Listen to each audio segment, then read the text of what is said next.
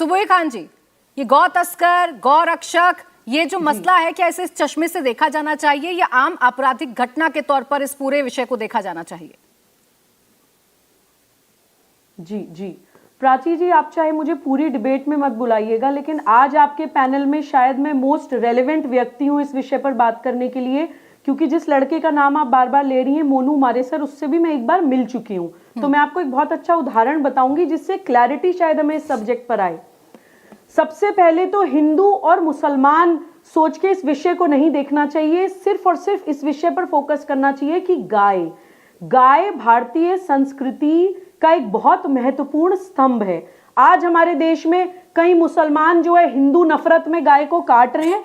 रामपुर के मेरे एक मुसलमान मित्र ने मुझे खुद ये बताया कि रामपुर में जो शादियां होती थी, अब तो योगी आदित्यनाथ जी के आने के बाद वो हो रहा है या नहीं मैं नहीं जानती, लेकिन अगर उनकी सरकार के कुछ लोग ये वीडियो सुन रहे हैं तो जाके प्लीज चेक करिए। मेरे एक मुसलमान मित्र ने मुझे खुद बताया था अब से कुछ साल पहले कि रामपुर में जो शादियां होती हैं वहां पे ये बोला जाता है कि अगर गोश्त रोटी नहीं है तो अच्छी शादी नहीं है, और वो गोश्त रोटी जो है वो एक कोड वर्ड है। फ्रीडम ऐप से सीखकर आप अचार बनाते हो क्या? अगर ऐसा है तो आप अपने अचार को 1 करोड़ फ्रीडम ऐप के जो ग्राहक हैं उन्हें बिना किसी खर्चे के आप उसे बेच सकते हैं। कि गाय का मीट और उसके साथ वो तंदूरी गरम गरम रोटी जब तक एक मुसलमान की शादी में रामपुर में नहीं होगी, उसको एक अच्छी खानदानी शादी नहीं माना जाएगा। ये मेरे अपने एक मित्र ने मुझे ये इन्फॉर्मेशन दी थी। मैं बहुत से ऐसे हिंदुओं को जानती हूं जो गाय का मीट जो एक्सपोर्ट करते हैं, उनके लिए सिर्फ और सिर्फ पैसा है। मैं कुछ ऐसी गौशालाओं को भी जानती हूं जो सरकार से पैसा लेते हैं गाय के नाम पर, लेकिन ना तो गाय को पूरी अच्छी तरह से खाना खिलाते हैं, उनका न्यूट्रिशन वीक होता है, उनको सुविधाएं नहीं मिलती हैं, सुरक्षा नहीं मिलती है, और जब पुअर लिविंग कंडीशंस में वो मर जाती हैं तो उनका प्रॉपर अंतिम संस्कार भी नहीं करते हैं, डंपर बुला के कूड़े में डंप करा देते हैं। तो ये तो प्लीज किसी का भी दामन दूध का धुला मुझे दिख नहीं रहा है। गौरक्षा में कितने भारतीय अपना तन मन धन लगा के काम कर रहे हैं वो साफ हमें दिख रहा है। बात आती है अब ये मोनू मानेसर की।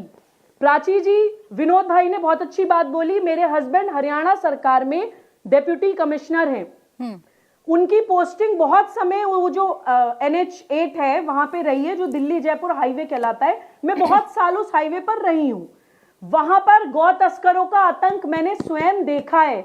अगर ये गौ रक्षक बच्चे उन गौ तस्करों के पीछे जाते थे तो चलती गाड़ी से गाय के मांस के टुकड़े फेंके जाते थे इन बच्चों के ऊपर।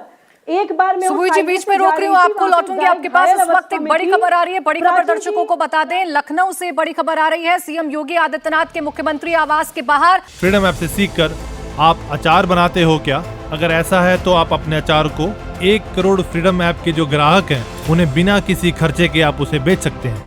बम मिलने की सूचना मिली है। इस मामले में बम निरोधक दस्ता जांच के लिए पहुंच गया है। बम की खबर मिलने के बाद सीएम आवास के बाहर की सुरक्षा को बढ़ा दिया गया है। तो ये बड़ी खबर इस वक्त की आपको बता रहे हैं। सीएम योगी के घर के बाहर बम होने की सूचना मिली है, जिसके बाद सीएम हाउस की सुरक्षा को बढ़ा दिया गया है। बम स्क्वाड दस्ता मौके पर पहुंच गया है और फिलहाल सीएम आवास की जांच की जा रही है। तो सुरक्षा के लिहाज से ये बहुत बड़ी खबर है, क्योंकि सीएम हाउस के आसपास सुरक्षा का एक अच्छा खासा घेरा होता है। ऐसे में बम होने की जानकारी मिलना अपने आप में कई सवाल खड़े करता है। हालांकि अभी बम स्क्वाड की टीम मौके पर पहुंची है। पूरे इलाके की छानबीन की जा रही है। सीएम आवास को पूरी तरीके से जांचा परखा जा रहा है। साथ ही साथ इस सूचना को देखते हुए, इस जानकारी को देखते हुए सीएम हाउस की जो सुरक्षा है उसे और भी ज्यादा टाइट कर दिया गया है, और भी ज्यादा बढ़ा दिया गया है। तो बड़ी खबर आपको उत्तर प्रदेश से बता रहे हैं। मुख्यमंत्री योगी आदित्यनाथ के घर के बाहर बम होने की सूचना मिली है। इंडिया टीवी हर वक्त हर जगह डाउनलोड करने के लिए सर्च करें India TV news Google play store या ऐप स्टोर पर।